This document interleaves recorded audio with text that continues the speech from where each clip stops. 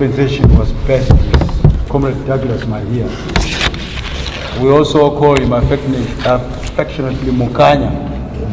He's the Secretary of the War Veterans, ex-detainees and refugees to the Politburo. He's also currently the head of the War Veterans Wing. As you might be aware that the party resolved in its previous People's Conference to create a War Veterans League. So he's the leader of that league as it stands. Then of course, next to him, needs no introduction again, is the acting spokesperson of the party, Zanu PF, Comrade Chinamasa, and the men who will be giving us this special brief. Next to me, of course, is Comrade Mike Dima, the Secretary for Indigenization and Economic Empowerment in the party. Comrade Mike Dima needs no introduction again to you. And of course, yours truly. Let me just say, this is a special press brief. And I'm sure in the fullness of time, we'll be giving you this special brief weekly from the party, for the simple reason that it is from this headquarters and this party where the national leadership resides and where the national narrative is driven from. At least to say that when you stray and engage in similar events, Comrade the acting spokesperson with those who would want people to believe they are our foes or that they are our counterparts in the opposition, some of whom are still homeless as it stands for the reasons that you can speculate about. We reiterate that this is the home of the people's revolution. It is from this home of the people's revolution that the national narrative is shaped, developed, driven, and engineered for. So without wasting much of your time, may I take the baton to the acting spokesperson of the party, Comrade Chinamasa, to give you the brief. It's over to you, Comrade spokesperson. Thank you very much. Good afternoon to you, members of the Fourth Estate, who hold governments and authorities to account in the discharge of their responsibilities. We respect that responsibility. We respect it for as long as you do and keep to holding government and authorities to account, and you do not do other things which are outside the ethics of your profession. As the director has already mentioned, I will give two statements actually.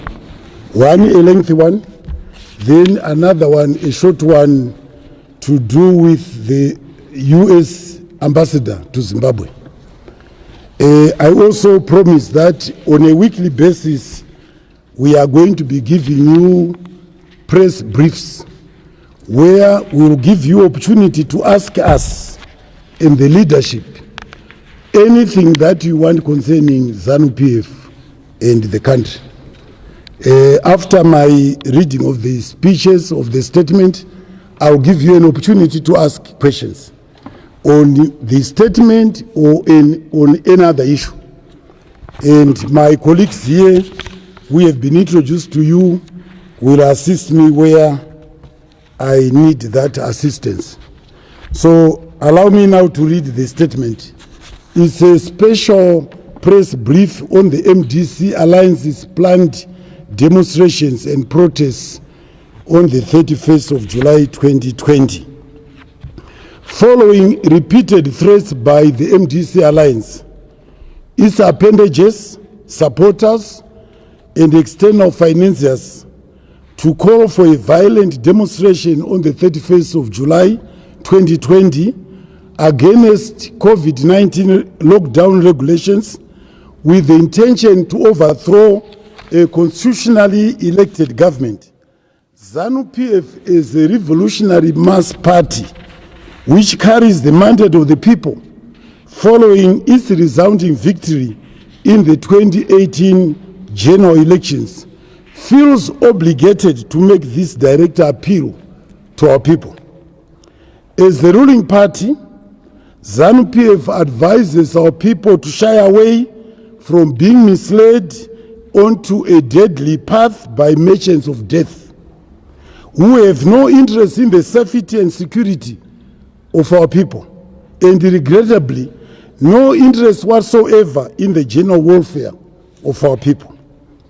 Zanu PF calls upon our people to reject imposters like the MDC Alliance, which masquerades as a democratic political party, but which, since its formation, has thrown the interests of the country and the people to the dustbin in favor of furthering neo-colonial interests, which our people and the party fought to defeat.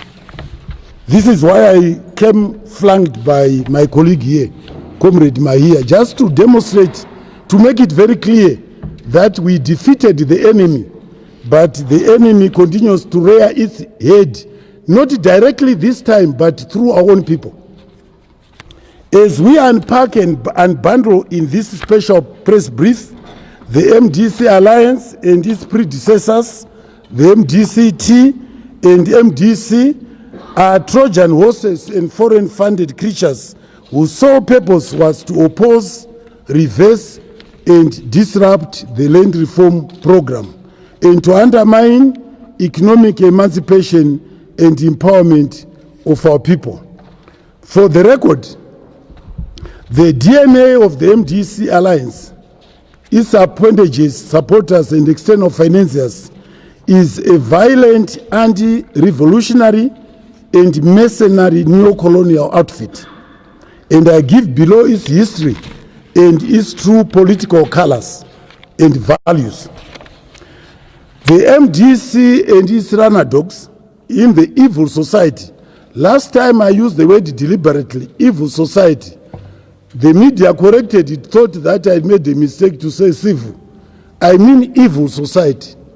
Any organization which wishes the death of its population is not civil, is the opposite, is actually evil. So this evil society are founded and founded by the British Westminster Foundation. And this was done to oppose the land redistribution program and to delay the complete decolonization of our country. As you are all aware, our decolonization was not complete at independence. Deliberately so, we decided and we had agreed that we will finalize and take back our land in a negotiated manner. It never came to pass. This organization was founded not to pursue and advance our people's national interests, but those of unrepentant extraditions and former colonizers. Soon after its formation, the MDC, in response to the will of their creators, they asked for the imposition of illegal sanctions against this sovereign republic and the people, including their own blind followers. What the MDC does not know is that sanctions affect their supporters as well as Zanu PF supporters. They don't know that. They are not as educated to see the deep meaning of their actions. And all this in order to reverse the land reform program, which has been set in motion to empower, not just to empower all our people, everybody. Again, this is not appreciated because they are just an agent of a foreign hand. The same MDC factions today globe-trotted, liaising for the continuation and extension of the same illegal sanctions which have been roundly condemned by the civilized world as an act of war against our innocent people. You journalists should take opportunity to ask them, where do they get money to globetrot, to sleep in the most expensive, luxurious hotels, asking for sanctions against their own people? Where do they get the resources from? These are questions that the media should be asking them. You are not just responsible for accounting government, but also political parties which are aspiring to rule, to get into government. This fact cannot be controverted, that the globetrotter and ask for sanctions. All these have been done under the false cover of fighting for human rights in order to mislead the international community. Here we have the MDC, they emulate countries which impose sanctions. In itself a violation of very basic human rights of our people. Here we have MDC which emulates sanctions imposed in countries which have no respect in their own jurisdictions on the lives of black people. This is why we have organizations which say black lives matter. They forget that they are blacks. They forget that those who are oppressed in the United States elsewhere are black people. They have no regard for that. Now, what values are they seeking to import and practice in our country? Why can't they see for themselves that they are being misled? That there is no truth whatsoever in the United States propagating human rights elsewhere, when in fact they cannot practice such human rights in their own countries against their own population. And I think the video of George Floyd, you are all aware of that, how a human being, a black person, is treated like he's just an animal, like he's a rat. The same party also, the MDC, under the late Morgan Tsvangirai, and I repeat this again and again to show the true DNA of MDC. Tsvangirai tore his party's own constitution to make illegal appointments of 2 additional vice presidents. These are the people who call themselves Democrats, yet they have no respect of their own constitution. How can they be trusted to respect the national constitution, I ask? Isn't this daylight hypocrisy? As if that is not enough, in 2018, one of the illegally appointed vice presidents violently usurped power following the death of Tsvangirai. To this day, it is known fact that Chinamasa resorts to violence to gain political mileage within the MDCs, in full glare of the same Western embassies that clamor for human rights, but have never uttered a word in condemnation of the violence perpetrated by its surrogates. He has used hooligans to intimidate opposition players and nearly burned down his political rival, Thokozani Kupe, at a funeral. This cannot go and continue unchallenged. Zimbabweans who ignore this violent streak in the MDCs will not have anyone but themselves to blame if they follow and pursue violent outfits and personalities. The law will be applied without fear or favor. Like I said last time, if they don't respect the law will not respect them. Now, ahead of the 2018 harmonized elections, Chinamasa and cohorts led a crusade of violent speeches during the campaign, threatening an imminent post-electoral violence, in direct contrast to President E.D. Mnangagwa's call for peace, tolerance, love, unity, and violence-free elections. Go to the campaign speeches of our president and of Chinamasa. Chinamasa is spewing out violent threats. Our president is talking peace because he knows the consequences of violence, having been and he being an armed soldier himself. He knows what are the consequences of violence. Death will ensue. Throughout his campaign, Chinamasa repeated the infamous anecdote, and I repeat, ndiri kudira jecha musadza racho, toona kuti munoridya sei kana ndisina kuhwina. which literally meant that the MDC would engage in acts of sabotage and make the country ungovernable, something that is beginning to unfold. And addressing a rally at Mukoba Stadium in Gweru on the 23rd July 2018, again Chinamasa went on to say that, and I want to quote, "I will be serious. There will be serious consequences if my will does not prevail." End of quote. Addressing another rally at Gerera Growth Point in Zaka on the 14th, 2018, Chinamasa threatened violence again, saying, and I quote, "I will bring into the streets guys from Baramsika who are ready for violence." End of quote.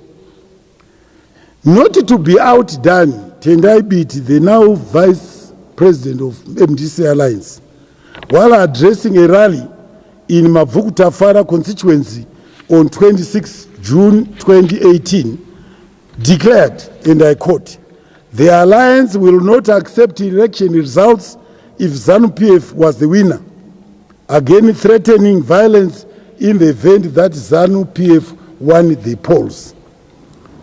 As if that was not enough, on the morning of 1st of August 2018, the MDC Alliance youth leader, Hapmo Chidziwa, addressed MDC Alliance youth at Harvest House, urging them to engage in acts of violence in the Harare Central Business District and to attack the ZEC offices. They hoped that they could destroy the votes and the results coming in. He also urged them to attack the National Elections Command Center, Zanu PF offices, government buildings, and fuel stations. We were indeed attacked here, as again it happened on the 14th to the 16th of January last year. All this culminated on the 1st of August 2018. Violent protests and demonstrations aimed at stopping the counting of ballots. We remind our people that voting ended on the 31st of July 2018, and before the results were counted, MDC had put its hooligans on the streets the following day in order to disrupt the counting of votes and defeat the purpose of the elections. Following the 1st of August 2018 violent demonstrations, His Excellency President E.D. Mnangagwa saw it fit to appoint an international commission of inquiry led by former South African President Kgalema Motlanthe. The Motlanthe Commission found the MDC Alliance culpable of the loss of life and destruction of property which accompanied the 1st of August 2018 violence, as the party was found to be coordinating the violence to overturn the electoral outcome, which the MDC was pretty aware were losing through their polling agents. Let me explain this. In any harmonized elections, we all agree as political parties under the superintendence of ZEC, the number of polling stations throughout the country. In the last election, I think there were probably more than 10,000. But we agree where they are to be located, specifically each polling station. At each polling station, we are all represented by our own political agents. When votes come, ballots come, polling agents, the ballots are counted and polling agents sign to acknowledge the number of ballots that have arrived at each polling station. After the voting, again, they count to see how many are left of the ballots which came. And polling agents sign for that. Then they are counted. And the results, again, are signed for by polling agents. And then pinned outside each polling station. So it is up to each polling agent to send to its command center, like we do, we receive. And before the ZEC announces, we generally will be in the know where we are faring, how we are faring, how bad or how worse we are doing. And that is the situation which obtained also with the MDC Alliance. The polling agents at all the polling stations who no doubt were reporting to them. So clearly they became aware that they were losing. They did. So it must be put on record that the 2018 harmonized elections were the fairest, the most transparent, peaceful, democratic elections that any country anywhere could hold. Pronouncements by the MDC Alliance and its leadership that they'd won the elections, that they'd evidence of manipulation and the electoral fraud proved false when this matter came to be heard before the Supreme Court. We all know that. They had no V11 forms, as they had said they had. None were produced as evidence. They had no evidence whatsoever. In fact, their legal counsel was an embarrassment in the court. Luckily, the trial on the hearing of the constitutional appeal of the MDC Alliance was televised. Otherwise, they would have lied again to you that in fact the judges were manipulated. So the whole country was able to see for itself the falsehoods which were being perpetrated by MDC Alliance. Zanu PF is aware that all these efforts, including the much talked about 31st July 2020 proposed violence, follows a well-choreographed script proposed by former United States Assistant Secretary of State for Africa, Chester Crocker, whose strategy was to, and I quote, to make the Zimbabwe economy scream, end of quote, through sanctions, and in the process, I quote, separate Zanu PF from the people. That is what all this social media hullabaloo and threats of demonstrations and protests is all about, intended to separate Zanu PF from the people. What these detractors don't know is that Zanu PF's relationship with the people has been watered in blood. It's unbreakable, unshakable. They don't know that. So this illegal regime change script whose aim is to reverse the gains of our liberation struggle, in particular the land redistribution program, the party and its cadreship will never allow this to happen. Will never allow any malcontents to take over this country. Never. Further evidence of the violent streak within the MDC is when, on 6 August 2018, it is said, and I quote, "We will make sure government don't get a cent. I can't tell you how, but I can tell you we have done it before." This they've succeeded. But it's very clear why they've succeeded, because they were sent to do that. They are merely pronouncing the intentions of the people who have founded and funded them. They are merely doing the bidding of those countries which impose sanctions. So it's not like he has got the power to stop money. No, no. The power is with his handlers.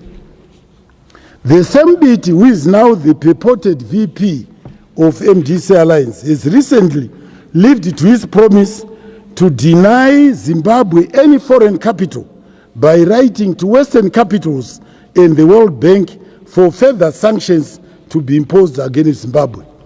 You know, I clearly I have respect for his intellectual prowess. Let me say that. He's very clever. But my disappointment is that he uses Maria akafundiswa neZanu PF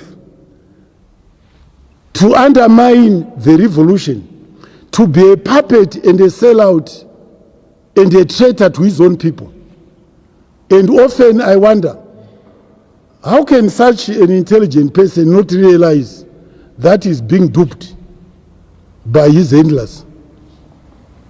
It's a pity. But there you are, he's doing the bidding of his masters and doing it very well, to the point where he wrote to the World Bank not to give us COVID-related financing and resources, and we have not received such resources. The MDC Alliance treasonous disposition found expression during the 14th and 16th January 2019 orgy of violence and looting, which they organized in collaboration with non-hostile embassies fronted by the US Embassy and their evil society. The January 2019 violence were the dearest attempt made by the opposition to seize power unconstitutionally through the back door. This will not be allowed to happen again. The disturbances resulted in wanton destruction of property, mainly in Harare, Bulawayo, and largely affecting small to medium scale enterprises, some of which have never recovered from the looting, arson, and destruction to this day. This again will not happen under our watch. Zanu PF therefore appeals to our people not to be misled by MDC Alliance malcontents, whose preoccupation is to see our people and the economy suffer. They've mastered the art of faking and stage managing ludicrous and drama-laden abductions, alleging non-existent human rights violations such as abductions, rape, and torture in order to besmirch the reputation of government and our nation. This is a cardinal and unpardonable sin that these malcontents have committed and continue to commit. If the violent activities perpetrated by the MDC opposition were acts done in Europe or the United States of America, they would have been branded a long time ago a terrorist organization, which in fact is what they are, along with their Trojan horses like the Zimbabwe Congress of Trade Unions, the Crisis in Zimbabwe Coalition, and others, which depend on foreign funding to make their anti-people activities. The MDC is seeking to win and gain through violence, which what they failed to win through elections. They hope that the fake news which they are spewing out on social media will sway the population in the direction of destruction of their own country. Never, never. They want to control through media the national narrative in this country. This is what you journalists should be aware of. Don't be agents, don't be conduit pipes of the narrative of countries which impose sanctions on Zimbabwe. We must develop our own narrative, our own national narrative, without regard to the interests of foreign countries. We encourage our people to continue to observe the lockdown measures as announced by His Excellency, the President, Comrade E.D. Mnangagwa. Finally, Zanu PF calls upon our supporters, cadres and sympathizers, wherever you are, to remain alert and ready to defend yourselves, defend our people, their property, and most importantly, defend peace in your communities against these malcontents, these hired hooligans and hoodlums who rejoice at burning properties and looting.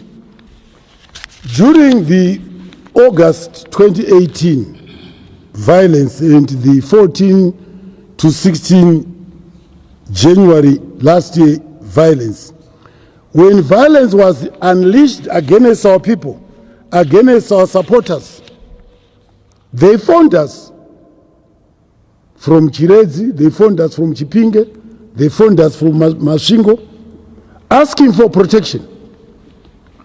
we were unable to provide them that protection and safety.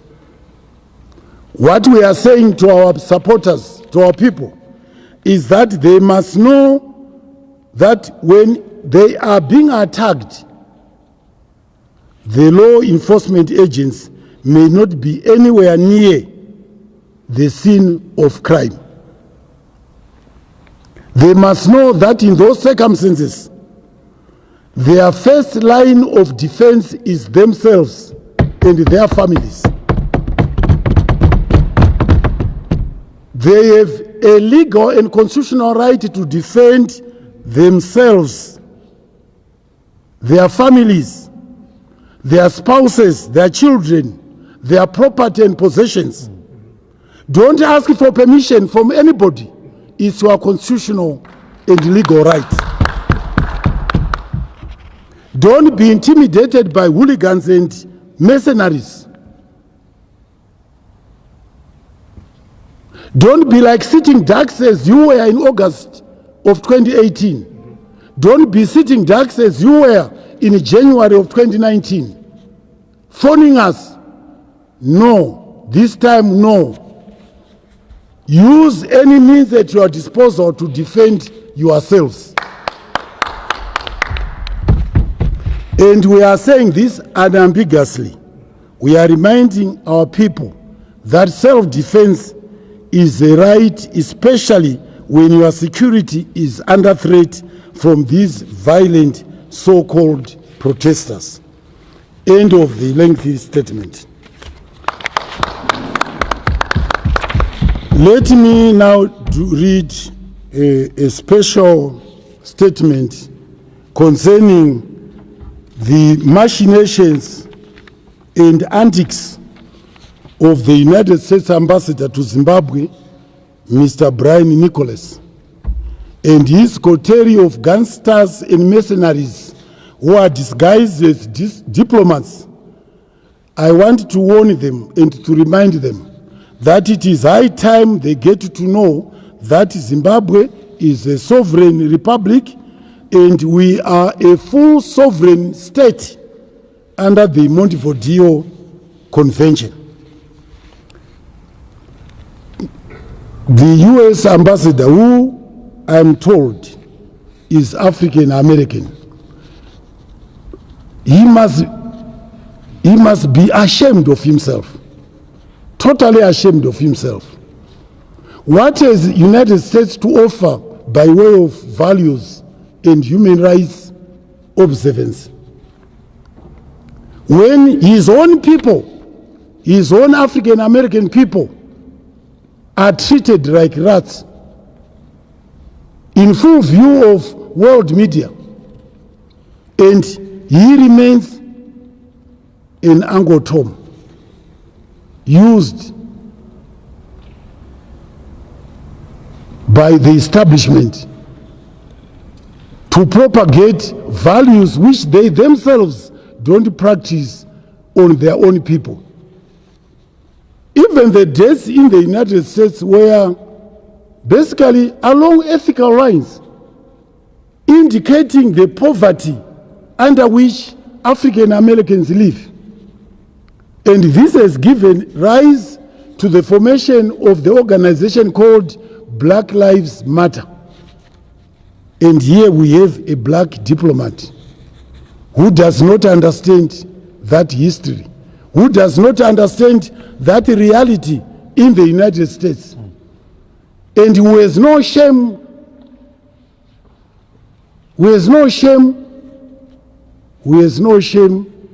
to do the bidding of the establishment, which is in contrary to the interests of his own people. He continues to engage in acts of undermining this republic, and if he does so, if he continues engaging in acts of undermining the republic, mobilizing and funding disturbances, coordinating violence, and training insurgency, our leadership will not hesitate to give him marching orders. Diplomats should not behave like thugs and Brian Nicholas is a thug. We remind Nicholas that he is not a super diplomat in this country. There are several diplomats that are seconded to this republic from the African Union member countries and the world over. They've never masqueraded and pretended to be our prefects as Mr. Nicholas is doing. We have nothing, I want to repeat, we have nothing to learn from the United States or from those countries which impose sanctions. There are no respect of human rights. Human rights are just a pretext to oppress less powerful countries. It's just a pretext. Zimbabwe is not one of the states or provinces that make the United States of America. We fought for this country to preserve it and to protect it, not to surrender it to those from whom we tirelessly fought against. Never ever in our lifetime. I think Brian Nicholas should learn from his predecessor, Christopher Dell. He tried it, and he realized later that his shoes were too big for him. Don't dare Zimbabwe. We are waiting for you. End of statement.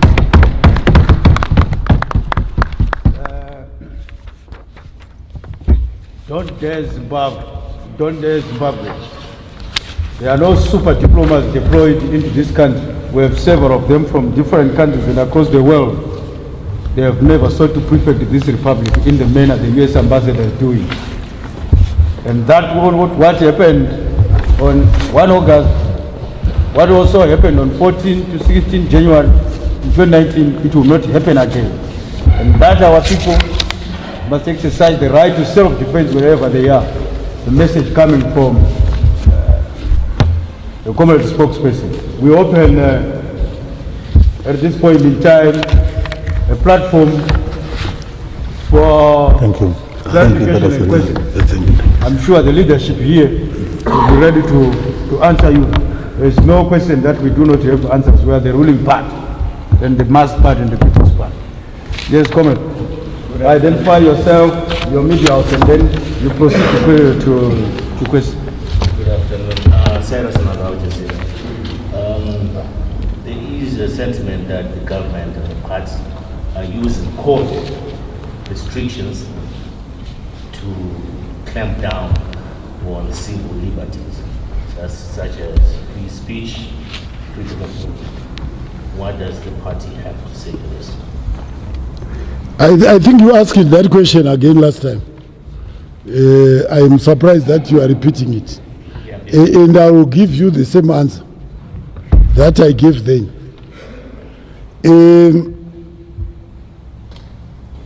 The regulations, COVID regulations, are not affecting free speech. In fact, the aspect about free speech I'm making for the first time. COVID regulations do not affect free speech. They affect freedom of movement in order to contain the virus, the spread of the virus. This is why the lockdown measures, and we are not the only country that in fact are applying these strict measures. And we have had to introduce these stricter regulations because of the spike in the spread of virus cases. We have risen, our deaths have risen from 4, and I think they are now hovering around 34 or thereabouts in a very short period of time.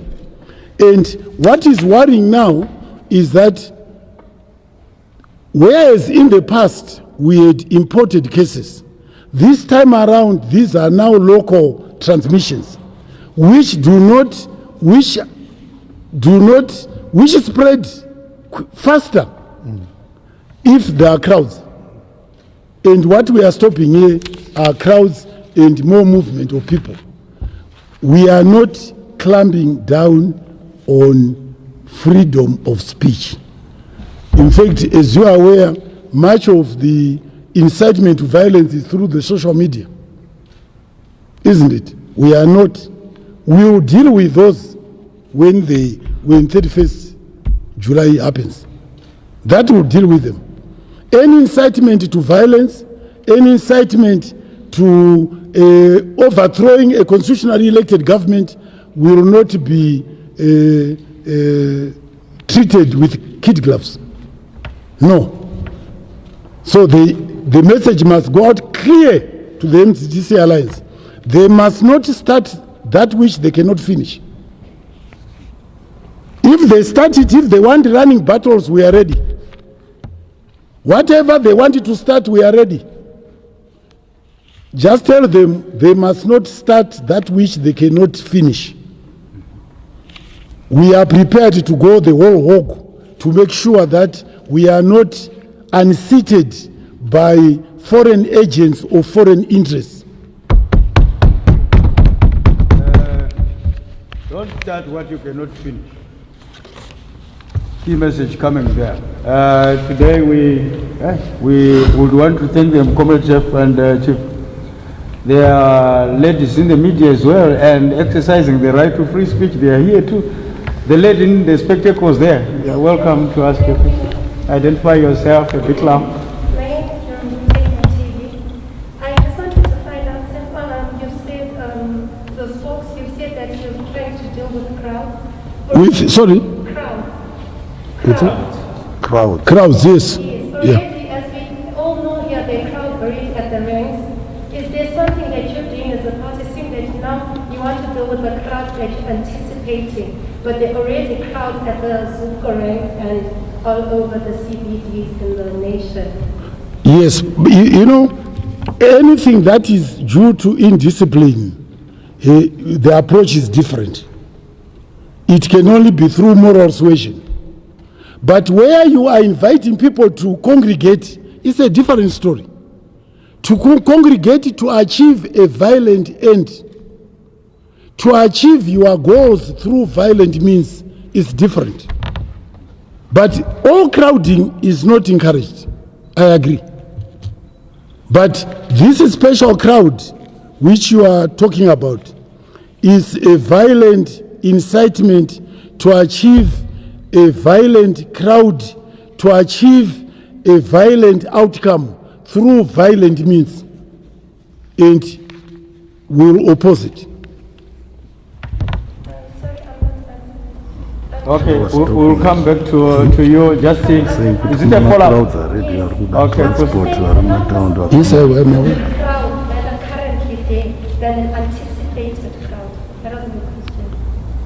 So, to be honest, I'm not sure I get Deal you. with overcrowding in the buses and in the city. Yes, I said that generally all that crowding is a problem of indiscipline and lack of measures to make sure that the social distancing is preserved. So what you are basically telling me, and I said so last week in my press briefing, that the urban areas are a problem. In fact, they are a time bomb in terms of COVID-19 spread, because they continue not to wear masks, they continue also to be crowding. But I'm here talking about crowding, which is incited by the MDC Alliance and their surrogates, which is funded by the US Embassy to cause violence, to overthrow a constitutionally elected government. And I'm saying we are there to meet them. So I'm sure the answer has been given. The approach differs. The approach that we are talking about, like what he has clearly outlined.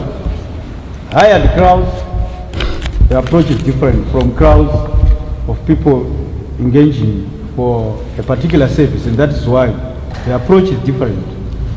I'm sure that is where the gist of the answer is. Perfect. Thank you. Can you proceed to identify yourself for leadership? My name is Perfect from CFO. I have two questions to the spokesperson. You seem to be speaking more of the 31st of July event.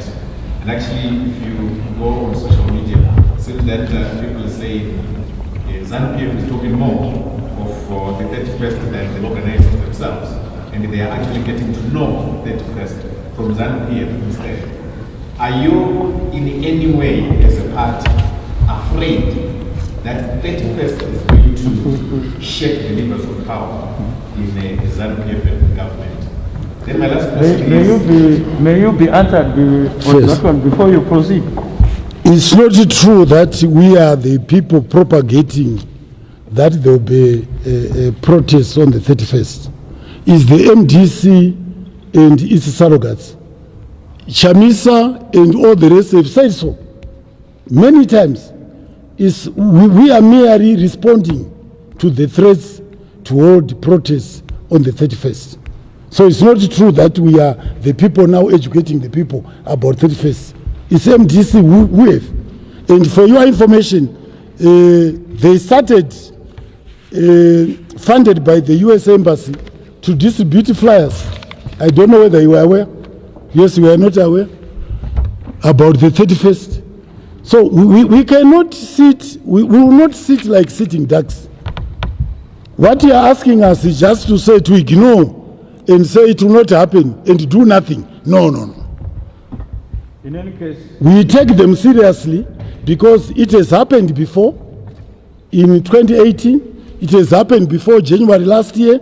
So we take them seriously that given their violent disposition, they will repeat it. So we are taking them seriously and there will be a serious response from our party. My last question is the government and President is on record speaking of how important re-engagement is. Zimbabwe re-engagement with its former friends. Now, that being the case, your statements regarding the United States and the ambassador here, do you think that they encourage re-engagement, or has the position shifted in terms of re-engagement? We will continue to re-engage and engage even with the enemy. More so with the enemy than with your friends. Because you want the enemy to see that what they are doing is not right. When we meet them, we tell them that they should not deploy resources to unseat constitutionally elected government. And you can only do so when you engage them. So the re-engagement policy remains. We will continue to re-engage with our enemies as well as with our country, with our friends. But more with our enemies. Because if our friends already we are in a good relationship, it's not quite a re-engagement. Re-engagement is those where we had a good relationship, which over the past 20 years disappeared, and they remain in the trenches against us. They continue to this day to fund opposition, to unseat us. So when we meet them, and engagement is about meeting, isn't it? About corresponding with them. We correspond and we tell them. And what I'm saying now is part of the engagement. To tell them what they are, what we find. Re-engagement is not undermined by telling the truth, especially when they do not respect our own laws here. Diplomats have no right to come to a country and engage in subversive activities. And what we are exposing is their subversive activities. They have no right to do that. I'm sure that has been clarified. Ladies and gentlemen, blessed, I know you. Okay, let me give you the last one, and I hope it is a civilized question. I have already prepared a favor to you when we are about to close. Like I said, we'll always be having these constant press briefs, whether there's the talk of that whatever date or whatever, we'll still continue to have them. So I thought you could preserve that one for the next, but being a good friend, I'm preparing this to you. And I hope it comes. Thank you, Director. Yeah. I just wanted to find. Who are you? My name is Blessed Mklam. I'm Heart and Soul TV and radio and from Newsday. So I wanted to find from Honorable Acting Spokesperson, if in the reasons that are being profiled for the 31st of July demonstration. Does Zanu PF find any genuine concerns from the citizens of the people of Zimbabwe? And what is it doing, if there are any genuine concerns, to address such concerns?